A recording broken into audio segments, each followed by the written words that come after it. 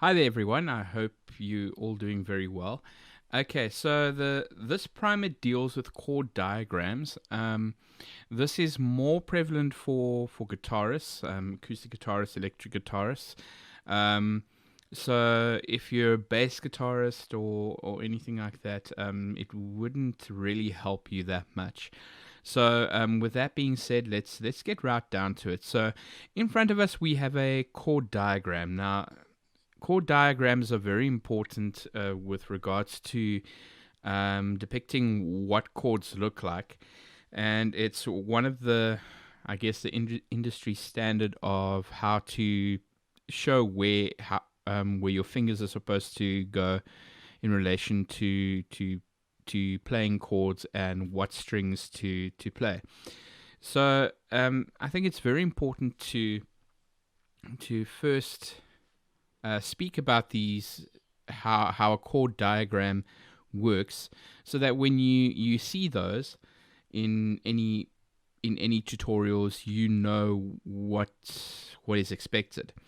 So with that, as you can see, here's a chord diagram of C. Now, when just to reminder that if you want to know what type of C chords C chord you need to play. If it's just a capital C, it means C major.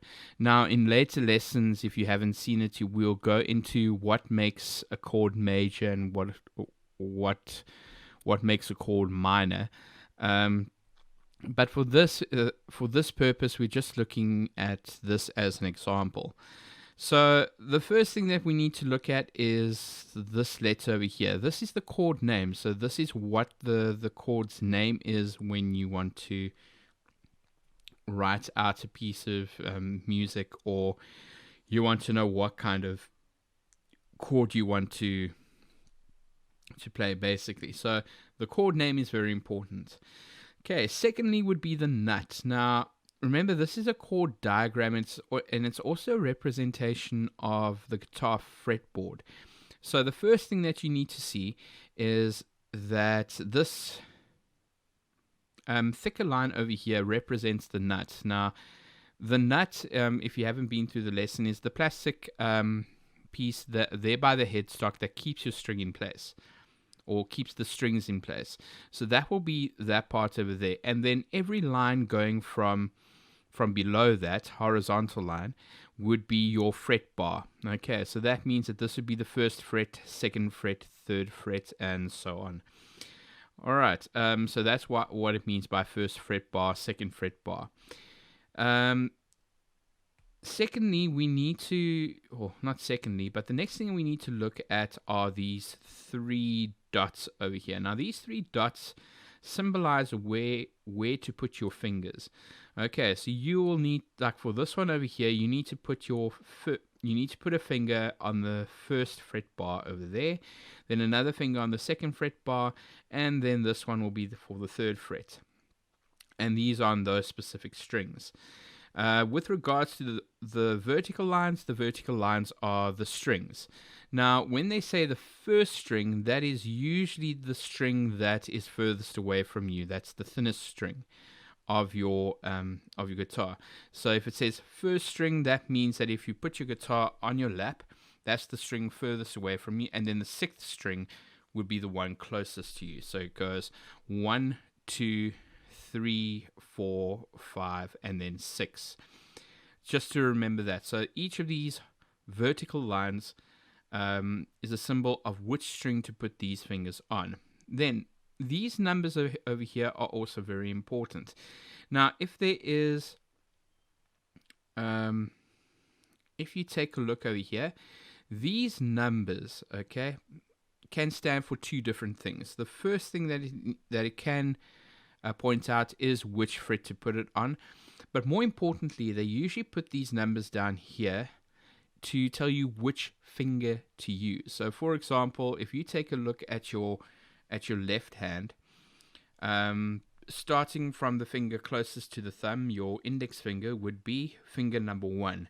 Then your middle finger will be finger number 2. Then your ring finger will be finger number 3, and then your fourth finger will be your pinky. Okay, so that's how they usually put it out. So that means that this note over here, you should be using your first finger. Your second finger should be on this one over here, and then your third finger should be there.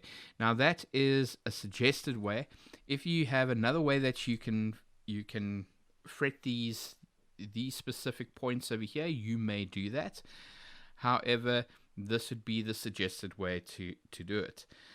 The other two things that you need to look at are the zeros and the X's. Now, the zeros mean that you still play the string, but you don't put a finger on them. So those are your open notes. So this will be an open note over here, and the second one will be an open note, this one over here as well. Then if you see an X over there, that means that you do not play that string. So for the C major over here, you only play the first string, the second string, third string, fourth string, and fifth string. Okay. And you do not play the sixth string, so you start strumming from this way or picking from here. If there was a 0 over here, then you'd play all 6 strings. All right, so that's just a very brief indicator of how chord diagrams are written out. You're going to find that that we'll be using a lot of guitar chord diagrams during our lessons as well. So it's very good to familiarize yourself with this over here, and to also, if you can download this or screen grab it, then you can put it up somewhere so it will remind you. So this is what a chord diagram would look like. All right, so that's it for the chord diagram primer. So enjoy the rest of your day.